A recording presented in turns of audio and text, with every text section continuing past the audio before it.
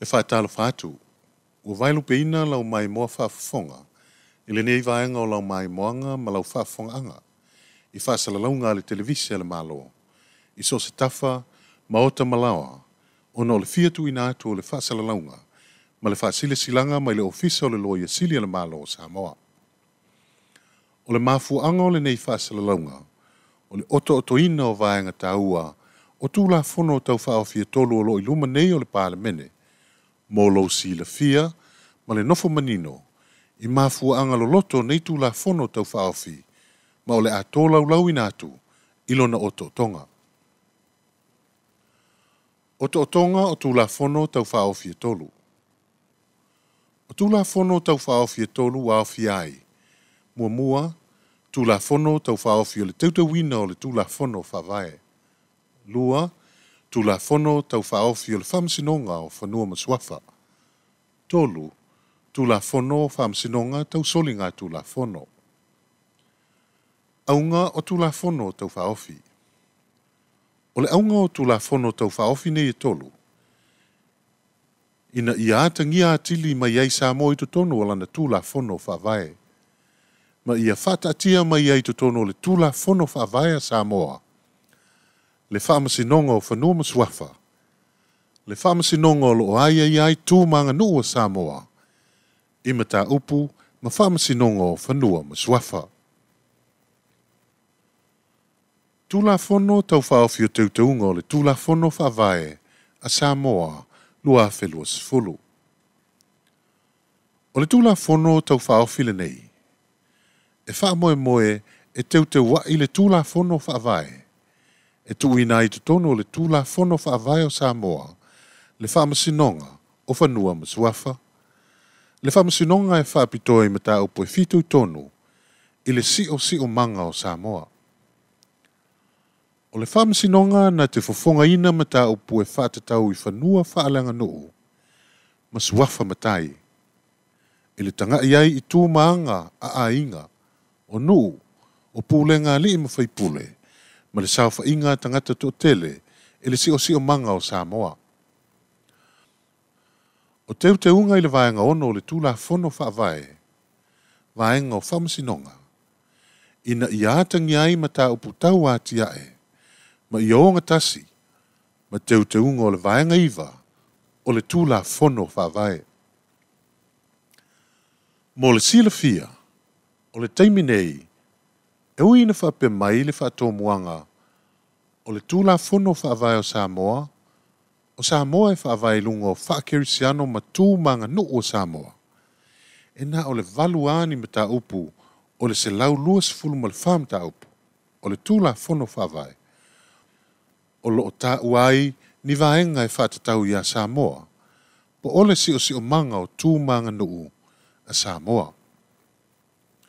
O le tuina la o le whamasinonga o whanua maswafa i tono o le tūla fono whaavae. Ia toe whaatuma wina le tūto tasi o le whamasinonga o whanua maswafa e peo na iai ia so o mavae. O whaai unga whai uma le whamasinonga o whanua maswafa e mausali mai le mawhai o na aia ina pe ilo ina e se isi whamasinonga. Ona o ana malo si anga whamasinonga whaapitoa. O ilo i ungo le whamasinonga o whanua maswafa, ua awhia ai se ai a te tau. O lo o ilo ina i le teimi nei, e le whamasinonga mawalunga. O le whamoe o nei tūla fono tau whaofi. O le atu ina atu nei ilo ilonga, e le whamasinonga o pili ma ilo ilonga. O whamasinonga fo i o le whamasinonga o pili ma ilo ilonga. E au fia ai se mua, whamasino Samoa li taia, mai le whamasinonga mawalunga. Lua, o se whamasino Samoa o le whamasinonga mawalunga. Tolu, o se peresitene lango li taia, o le whamasinonga o whanua maswafa. Ma le luna wha, o se loia Samoa sinia, wanga waa, e avea ma whamasino le whamasinonga mawalunga.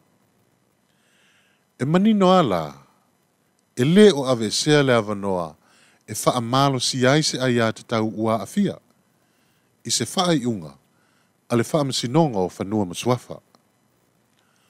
O lea ua see mai le whaamasinonga maa walunga, i le whaamasinonga o apili, mai loilonga, a le whaamasinonga o whanua masuafa.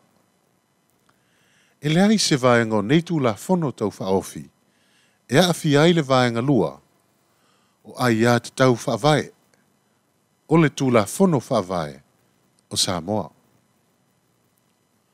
Tū la whono tau whaofi o whanua masuafa, lua awhi lua sifulu. O le tū la whono tau whaofi le neo whanua masuafa lua awhi lua sifulu.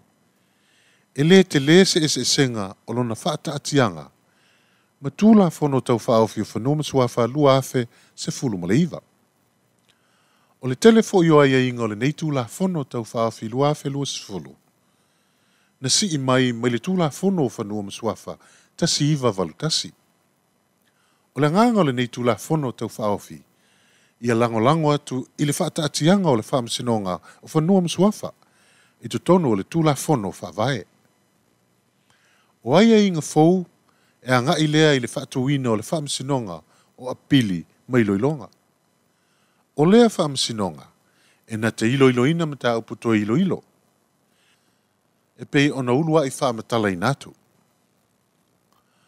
O le whaamasinonga le nei, na te whafonga ina fo i apili lona lua, leo wa avanoa mo sos tangata.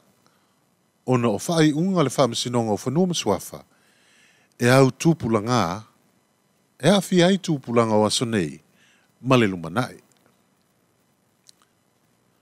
Ma le lona tolu o tūla whono tau whaofi. O le tūla whono tau whaofi o whaamasinonga o soli ngā tūla whono lua whelua sifulu. O le tūla whono o le whaamasinonga o soli ngā tūla whono tasiva ono tasi.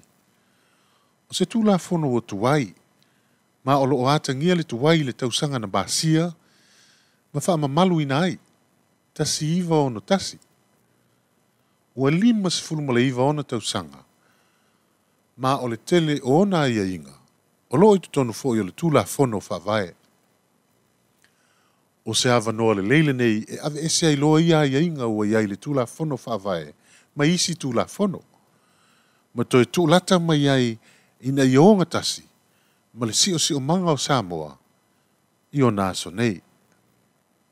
O le tūla whono tau whaofi o le whaamasinonga o soli ngā tūla whono lua whelua sifulu. E whaamoe na te sui tūlanga, i le tūla whono o soli ngā tūla whono, a wheiva salau ono sifulu ma le tasi. O le whaasalalaunga ma le whaasila silanga le na, mai le ofisa o lo i sili o le malo o Samoa.